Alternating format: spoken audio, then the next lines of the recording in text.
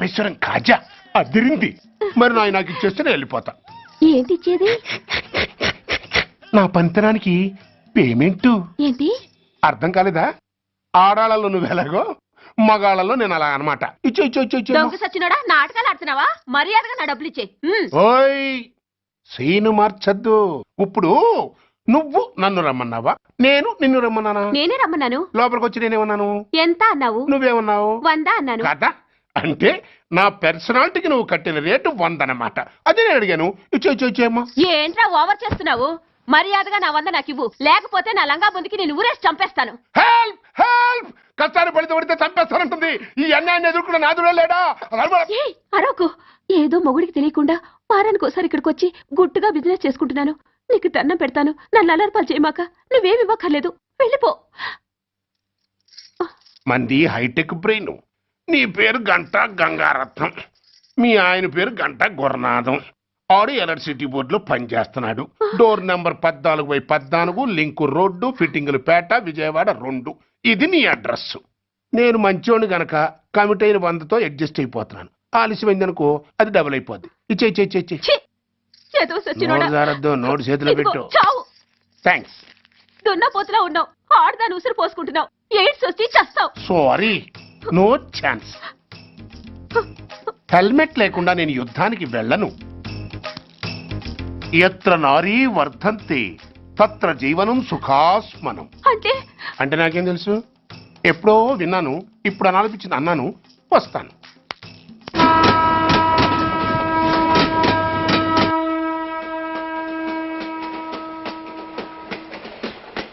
మొత్తానికి స్వర్ణాంధ్రప్రదేశ్ పర్యటన ఒక రౌండ్ పూర్తయ్యి 2వ రౌండ్లో పడ్డామన్నమాట.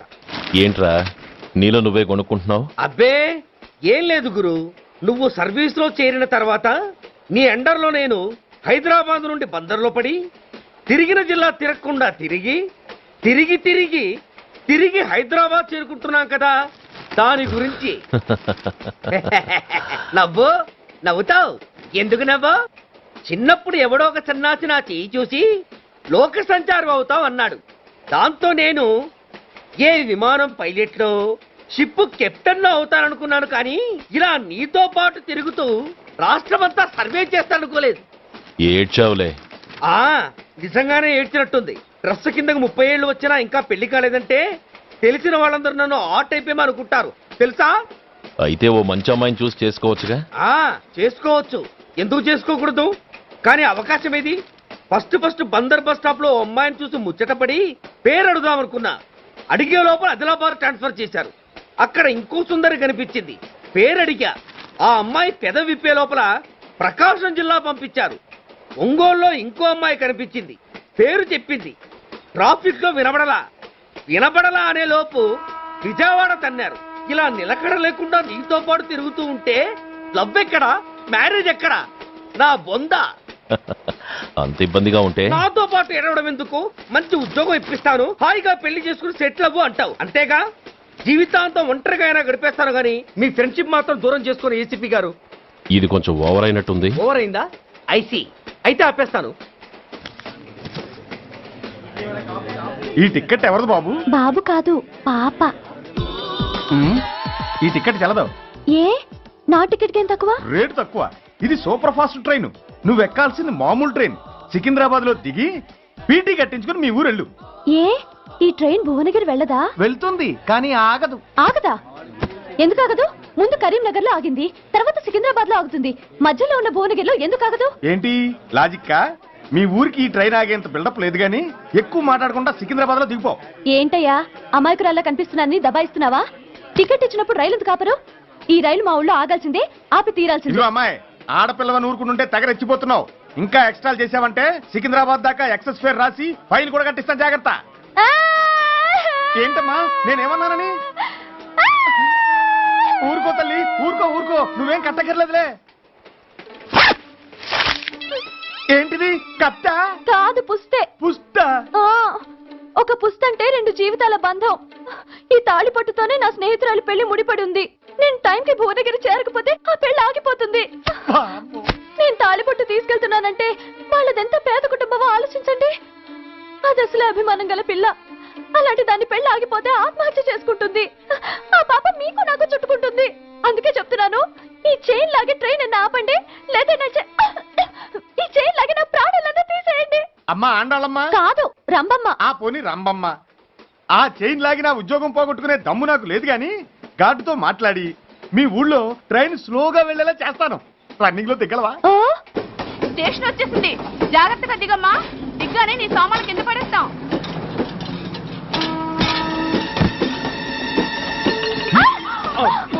ఏయ్, అసలు నీకు బుద్ధుందా? రన్నింగ్ లో ట్రైన్ ఎక్కుతున్నావు, పొరపాటున స్లిప్ అయితే అబ్బో ఏంటి గురు, సహాయం చేస్తే సైరన్ అరుస్తోంది. నీకు అసలు బుద్ధుందా? ఇక్కడ బండి ఆగదని తెలిసి ఆ టీసీ గడి కాళ్ళు గడ్డాలు పట్టుకొని బతిలాడి బండి స్లో చేయించుకొని దిగితే నేను పడ్డ శ్రమంతా వృధా చేసి నన్ను మళ్ళీ లోపలికి లాగేసి రక్షించినట్టు పోజు కొట్టి పైగా లెక్చర్లు ఇస్తావా? ఆ, కథ అడ్డం తిరిగిందే. ఇదిగో ఈ తాళి పొట్టు నా స్నేహితురాలి పెళ్లి టైంకి అందించడానికి రన్నింగ్ ట్రైన్ నుంచి దిగాను. నువ్వు నన్ను మళ్ళీ ట్రైన్ లోకి లాగేశావు.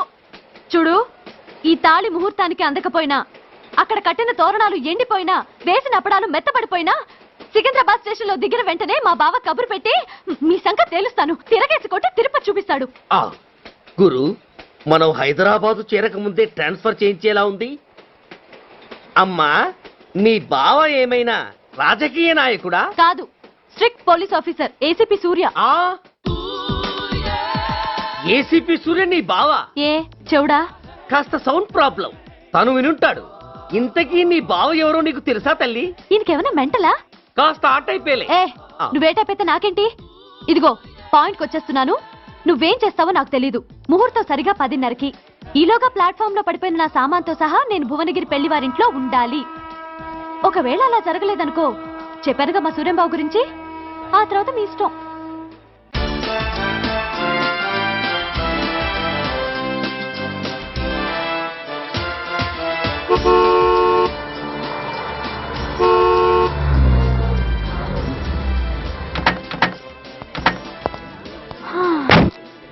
జురాసిక్ పార్క్ లో చిన్న డైనోసార్ లాగా ఏంటా లుక్కు?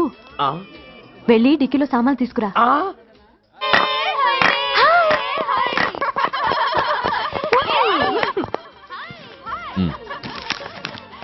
పర్వాలేదు, ఉంచుకో. డిక్కితి. ఏంటి ఇంత ఆలస్యంగా వచ్చావు? సారీనే. అది సరే గాని అతనెవరే? వీడా, వాడు అసిస్టెంట్. మరి అతను? వాడా, మన బాడీ గార్డ్. అవును, పెళ్లి కూతురేది? లోపల మేకప్ అవుతుంది. నీ మీద చాలా కోపంగా ఉంది. కనీసం 2 రోజుల ముందైనా వస్తావని ఎక్స్పెక్ట్ చేసింది. దాని కోపం పోగొట్టడానికి నా దగ్గర ఓ మంత్రం ఉందిలే. ఈ ప్రెజెంటేషన్ చూడగానే అది ఐస్ అయిపోతుంది.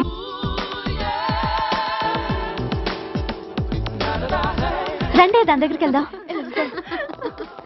Hi uncle.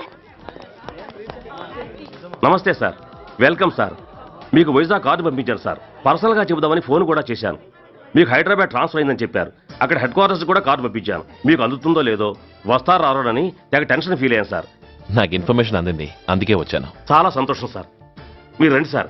గోమతి, దీపికా కపులావ్, కోనాయా దేక్. ఏంటి అతన్ని బాడీ గార్డ్ అన్నావు? అంకుల్ ఏమో అంత రెస్పెక్ట్ ఇచ్చి హడావుడు చేస్తున్నారు. ఉండవే, అసలే మతిపోయి నేను ఎడుస్తుంటేను. హలో, ఏంటి జురాసిక్ పార్క్ లో పెద్ద డైనోసార్ లా మొహం పెట్టావు? షాక్ అయ్యావా? అప్పుడే ఏమైంది? ఇంకా ముందుంది. ఇదిగో నీ బ్యాగ్, ఇదిగో నీ పెట్టి. ఏయ్! నీకెప్పుడూ చెప్తుండేవాడిని, మా పోలీసులో హీరో, మా డిపార్ట్మెంట్కే గర్వకారణమని. అంటే ఏసీపీ సూర్య. అవునమ్మా. Nice meeting sir. I'm so thrill sir. నా భార్య సార్. నమస్తే జీ. నమస్తే అమ్మా. మా అల్లుడు sir. Glad to meet you sir. వాళ్ళ father sir, ACP Suryan sir. Hello sir. ఏవే రమ్మా, ఇలా రావే. ఏ నిన్నే పిలుస్తుందే. నోరు ముయండి. Hello, calling. Go go fast. Sir sir, Rambha అని నా close friend sir. ACP Suryam గారే. బావకి మరదల్ని కొత్తగా పరిచయం చేస్తున్నారేంటి? మరదలా? ఓహో, ఇది పెళ్లి మండపం కాదు, పెళ్లి కూతుళ్ళ ఫ్యాక్టరీ. ఇండియాలో ఉండే పెళ్లి కూతుళ్ళందరూ ఇక్కడే ఉన్నారు. ఇక్కడే, ఇప్పుడే ఏదో ఒక అమ్మాయిని సెటప్ చేసుకుంటారు.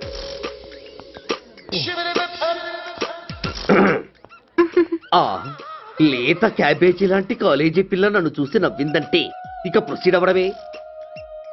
Hello, hi. ఎక్స్క్యూజ్ మీ, నన్ను చూసి మీరు నవ్వారంటే డెఫినెట్ గా నేను మీకు నచ్చుండాలి. I correct? ఆహా, ఇంకా ఎందుకు ఆలస్యం? పదండి పార్క్ వెళ్దాం. అమ్మో పార్కుకా? ఎందుకు? ఎందుకేమిటి, మనసు విప్పి మాట్లాడుకోవడానికి. అమ్మో వద్దండి, మాది అసలే సాంప్రదాయమైన కుటుంబం. మీరు నన్ను పార్కుకు తీసుకువెళ్తారు, అక్కడున్న లవ్ జంటల్ని చూసి మనం కూడా అలా మాట్లాడుకుందామని నా భుజం మీద చేస్తారు. ఆ తర్వాత నన్ను ఏ పొదల్లోకి తీసుకెళ్తారు. అమ్మో అక్కడ ఏ తప్పో జరిగిపోతుంది. వద్దండి, మాది అసలే సాంప్రదాయమైన కుటుంబం. అయ్యయ్యో, నేను అలాంటి వాడిని కాదండి. నేను మిమ్మల్ని ఏమీ చేయను. పోనీ పార్క్ వద్దంటే మనిద్దరం కలిసి సినిమాకి వెళ్దాం.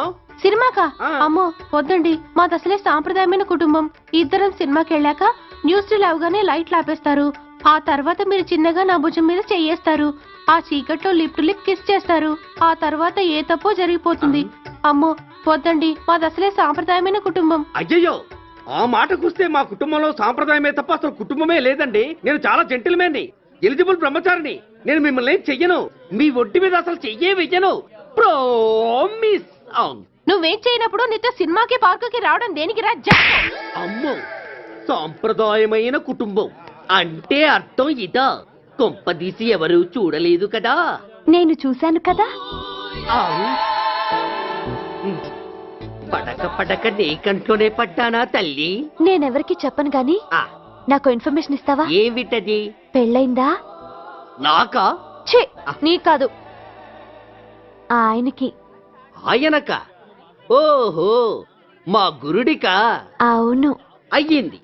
13 ఏళ్ల కొడుకు, 10 ఏళ్ల కూతురు నిజమా? ఉండుండేవారు. మనం చెప్పినప్పుడు వారు పెళ్లి చేసుకుని ఉంటే. అబ్బో, ఎందుకు కొట్టావు? ఆయనకి పెళ్ళైందని చెప్పి అనవసరంగా నన్ను టెన్షన్ పెట్టినందుకు. ఆయనకి పెళ్ళైతే నీకెందుకమ్మా టెన్షను? ఉమ్, అందుకు.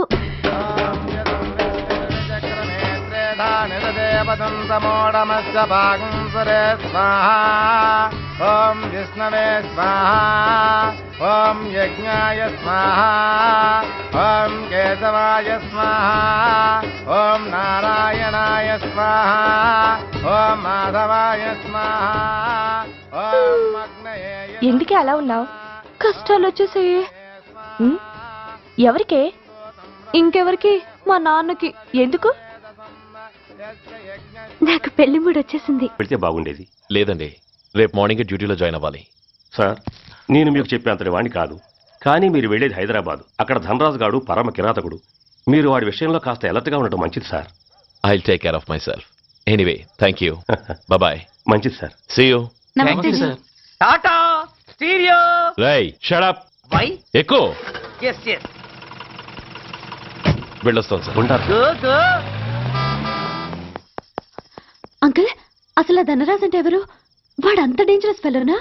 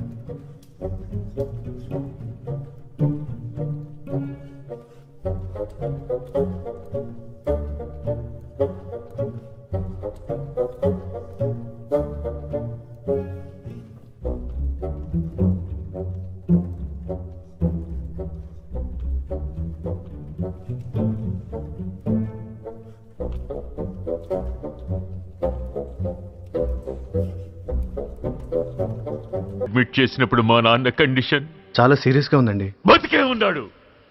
హి was alive, he was not dead. Am I right? Yes sir. But now eternal sleep, శాశ్వత నిద్ర.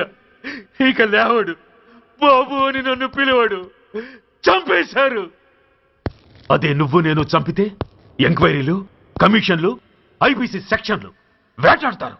బట్ వీళ్ళు ఫుల్ లైటింగ్ లో నీట్ గా డ్రెస్అప్ అయి స్టెరిలైజర్ వెపన్స్ తో పండగలప్పుడు పెంచుకున్నవాడే పొట్టేళ్లను కోసినట్టుగా లైసెన్స్డ్ ప్రొఫెషనల్ కిల్లర్స్. ఊపిరున్నవాడిని మీకిస్తే ఊపిరి తీసి విసిరి పారేశారు ఇలా నమహన. I won't spare anybody. He was my father. I am the judge. The only judge who can decide this case. ఈ ముద్దాయిలు బతికున్న వాడిని కోసి చంపినట్టుగా సాక్ష్యాధారాలతో రుజువైనందున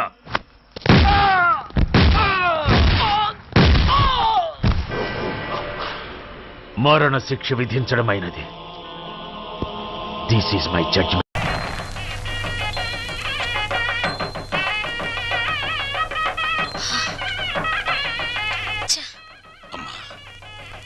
ఈ ఇంట్లో అన్ని అన్యాయాలు జరుగుతున్నాయి నాన్న. ఏమైందమ్మా? మా మరిది ఆస్తిలో వాటా కోసం ఏవేవో ఎత్తులు వేస్తున్నాడు. ఈ యూనివర్స్ కూడా పంపకం మీదనే ఉంది. అంతేనమ్మా, తల్లిదండ్రులు చూసేది పిల్లల పెంపకం, పిల్లలు చూసేది ఆస్తుల పంపకం. మా మరిది చాప కింద నీరైతే ఈయన జేబులో తేల్లా కనిపిస్తున్నారు.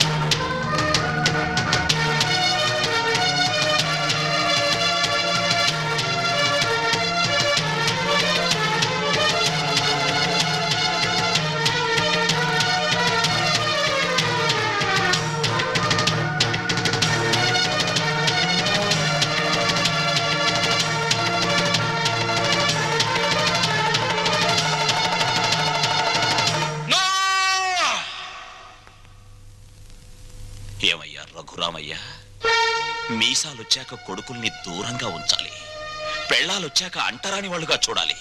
అది చేతకాక నా కొడుకులు, నా బిడ్డలు, నా సంతానం అని పట్టు కూర్చుంటే వాళ్ళు మాత్రం ఎంతకాలం ఊరుకోగలరయ్యా? పాపం అమాయకులు కాబట్టి, పెళ్ళాల పైట చెంగుల్ని పాము పడగలడుకుని భయపడే పసిపిల్లలు కాబట్టి ఇన్నాళ్ళు ఆగారు. ఇప్పుడు అడుగుతున్నారు. అడిగితే కాదండానికి నువ్వెవరివయ్యా? పంచు ఆస్తుల్ని. రంగా, నువ్వు కూడా పెద్దోడు చిన్నోడు చెప్పిందే కరెక్ట్ అంటున్నాను. చెప్పింది చేసి నీ పెద్దరికం కాపాడుకో. రే రంగా, నువ్వు వాడితో చేరి నన్ను వెన్నుపోటు పొడుస్తావురా? పెద్ద వాళ్ళకే తప్పట్లేదు వెన్నుపోట్లు, నువ్వెంత? ఇప్పుడు నువ్వు ఆస్తి పంచకపోతే రేపు నీ కొడుకుల మాటల పోట్లు, కోడల చేతి పోట్లు, కోర్టుల నోటీస్ పోట్లు అన్ని పోట్లే. జాగ్రత్త. రంగా, ఒకటిగా కలుసున్నప్పుడు ఆస్తి పంపకాలు ఎందుకురా? అమ్మా, ఈ చేతి వేళ్లున్నాయి, ఇవి అన్నం కలుపుకోవడానికి, తినడానికి, కడుక్కోవడానికి కలిసి ఉంటాయి. తిన్నాక వేటికి అవే నీకు నువ్వే నాకు నేనే అని మళ్ళీ దూరం అవుతాయి. నీ శరీరంలోని భాగాలే ఒకటిగా ఉండనప్పుడు నీ కడుపులో పుట్టిన బిడ్డలు మాత్రం ఒకటిగా ఎలా ఉంటారు? ఎందుకు ఉండాలి? రంగా, ఎందుకురా అందరూ కలిసి ఆయన్ని చిత్రహింస చేస్తున్నారు? అమ్మా, చిన్న కొడవలు ఆపేసి భోజనానికి రండి. ఏ విషయం తేలేదాకా మేమెవరం భోజనాలు చెయ్యం. రండి.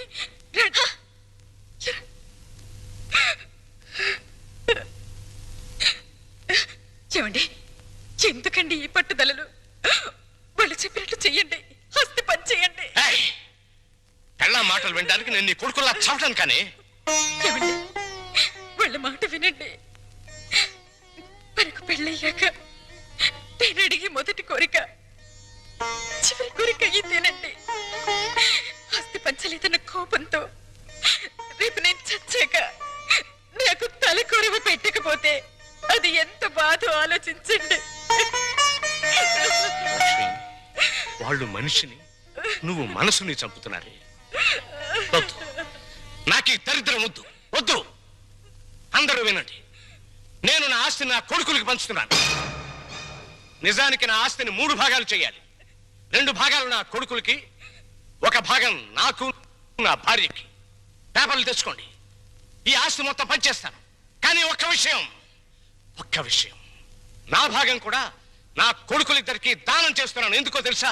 వాళ్ళు ఆస్తి లేకపోతే బతకలేని చవటలు గనక. మీ భాగం పంచడానికి వీల్లేదు. అది నా ఇష్టం రా. ఆవేశంలో తొందరపడుతున్నావు. బతికున్నంత కాలం బిడ్డలపై ఆధారపడి ఉండాలి.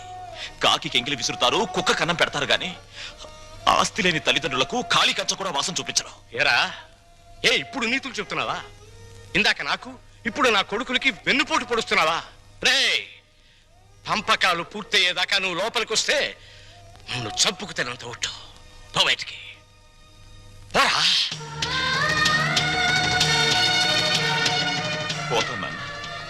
పోతాను. కానీ నేనేం చెప్పాను, ఎందుకు చెప్పానో కాస్త ఆలోచించుకో.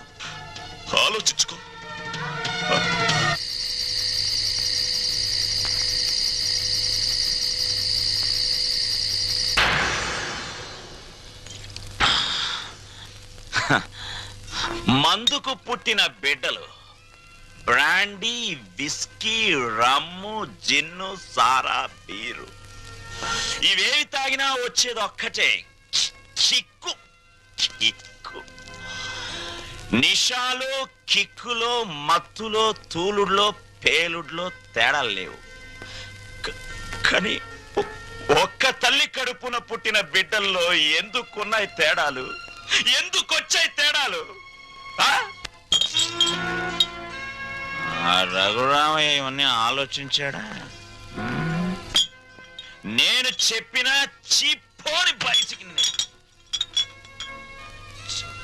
చచ్చాక కొడుకులు కొరివి పెడితే డైరెక్ట్ గా కోరమండల్ ఎక్స్ప్రెస్ లో స్వర్గానికి వెళ్ళొచ్చని పిచ్చి ఆశతో బతికే తల్లిదండ్రులారా, మీరు బతికున్నప్పుడు మీ కొడుకులు మిమ్మల్ని కాకుల కంటే హీనంగా చూస్తారు. మీరు చచ్చాక మీకు పెట్టిన పెండాలు తినమని అదే కాకుల్ని ఖావ్ ఖావ్ ఖావ్ అని పిలుస్తారు. కమంటార్. Face is the index of the mind. ఇంతకీ మీ ఆస్తుల పంపకం ఎలా జరిగింది? మా తమ్ముడు బిజినెస్ చేసుకుంటాను, నా వాటా నాకు ఇచ్చేయండి అంటేను మా నాన్నగారు ఉన్న డబ్బంతా మా తమ్ముడికి ఇచ్చేసి నా వాటాగా లంకంత కొంప నాకు ఇచ్చారు. చేతిలో చిల్లుగవ్వ లేకుండా అంత పెద్ద కొంప నేనేం చేసుకుంటాను చెప్పండి. అందుకని మీరు మా నాన్నగారు నన్ను ఇల్లరకం పంపించమని అడిగారు కదా. అవును. మీరు ఓకే అన్నారంటే వెంటనే మీ ఇంటికి ఇల్లరకం అల్లుడి కింద వచ్చేస్తాను. అయితే నువ్వు ఇక్కడికి ఇల్లరికం వచ్చేస్తే మీ అమ్మ నాన్న ఆ ఇంట్లోనే ఉండిపోతారన్నమాట.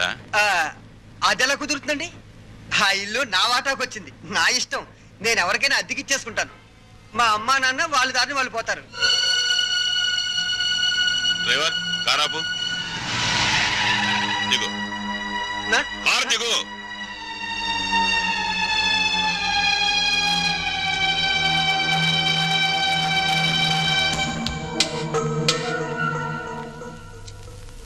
జనరల్ చెకప్ ఒక రకంగా అంతే అనుకోండి. నేను 14 ఏళ్ళు జైల్లో ఉండొచ్చానండి. ఇది ఇంట్లోనే ఉండి 14 ఏళ్ళు వనవాసం చేసింది. మరి లాంగ్ గ్యాప్ తర్వాత కలుసుకోవటం కదా. మా బాడీలో పార్ట్ ఎలాగున్నాయో కొంచెం టెస్ట్ చేసి చెప్తారని. అంటే భార్యాభర్తలు అన్నమాట. మీరు అలా డైరెక్ట్ గా అడిగారనుకోండి, నేను నో అని చెప్పాల్సి వస్తాయి. ఒక రకంగా అలాగే అన్ని టెస్టులు చేసేయండి. అయితే టెస్టులు ముందుగా ఎవరికి చేయాలి?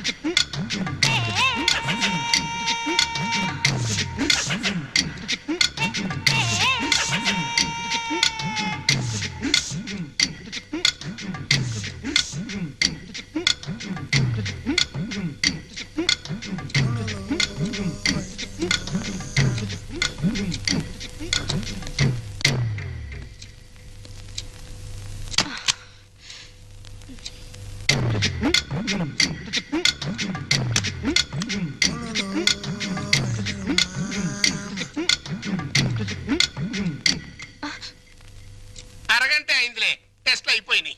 రిపోర్టు రేపు సాయంకాలం 6 గంటలకు ఇస్తాడంట. పద. ఏంటి బర్త్డే కేక్? ఈ రోజు నా బర్త్డే అని మీకు ముందే తెలుసా? ఎన్ని తెలుసుకుంటే నువ్వు నా భార్యవయ్యావే. అక్షంతలు తీసుకుని ఆశీర్వదించండి. అయ్యో అదేంటండి, తల మీద వేసి అక్షంతలు నోట్లో వేసుకుంటున్నారు? నెత్తి మీద కిరీటంతో రావాల్సిన దానివి తోలు చెప్పులతో వచ్చావు. పండగ మరి ఎందుకు చెప్పు డిస్కషన్? అది అక్కడ పెట్టే. Happy birthday to you, happy birthday to you. Sorry Lillu, sorry darling, sorry రా. అయ్యో, ఆయన కేక్ కట్ చేసిన తర్వాత కదా నేను పాట పాడాలి, ముందే పాడేశాను. అన్ని తప్పులే.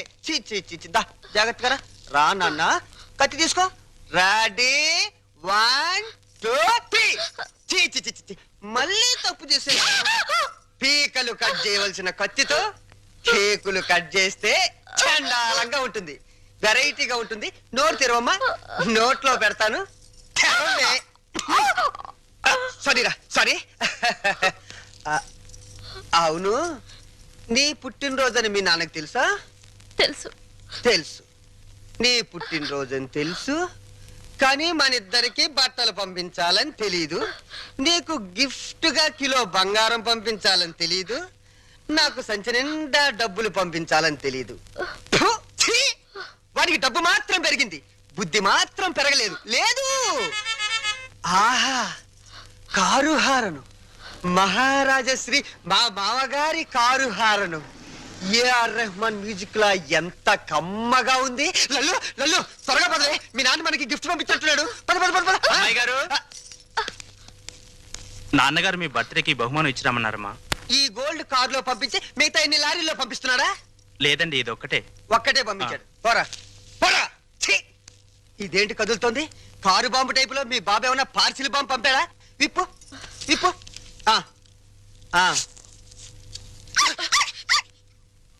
కుక్క పిల్ల. ఓ, వెరైటీగా ఉంటుందని నీ బాబు స్మగ్లర్ టైప్ లోని దీని పట్ల బంగారం పంపించుంటాడే. కసక్ బంగారం బయటికి రా.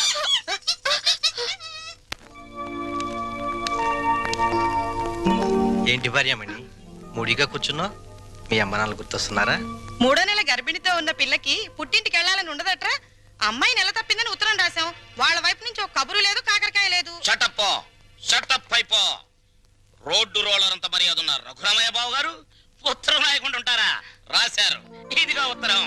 మంచి రోజు చూసి సీమంతానికి అమ్మాయిని మన రోడ్డు రోలర్ మీదే తీసుకెళ్దాం. ఏంటి రోలర్ మీద? షటప్. నువ్వు మీ అమ్మ కడుపులో ఉన్నప్పుడు కూడా మీ అమ్మను వాళ్ళమ్మ గారింటికి సీమంతానికి మన రోడ్డు రోడ్ల మీద తీసుకెళ్లాను. ఇది మన వంశాచారం. అరే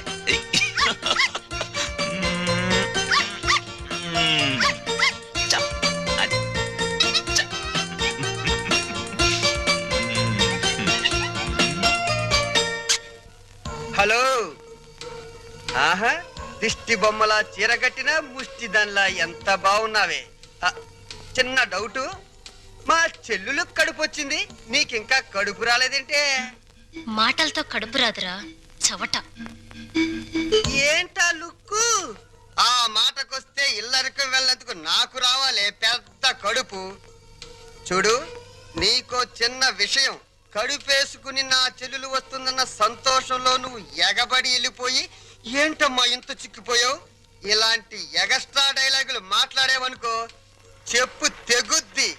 అది సీమంతం చేద్దాం పదరండి, మా సుమతమ్మ తొలి సీమంతం చేద్దాం పదరండి. నమస్కారం నమస్కారం నమస్కారం బాబు గారు. బాగున్నావు అమ్మా నెమ్మదిగా దిగు. నువ్వెక్కడికే కూర్చో. అమ్మ నెమ్మదిగా, ఇక్కడ ఒక కాలు అక్కడ ఒక కాలు. నెమ్మది నెమ్మది నెమ్మదిగా మెల్లిగా దిగు. అది. అమ్మయ్యా. లోపలికి రావచ్చు కదా. అమ్మమ్మమ్మ కుదరదమ్మా.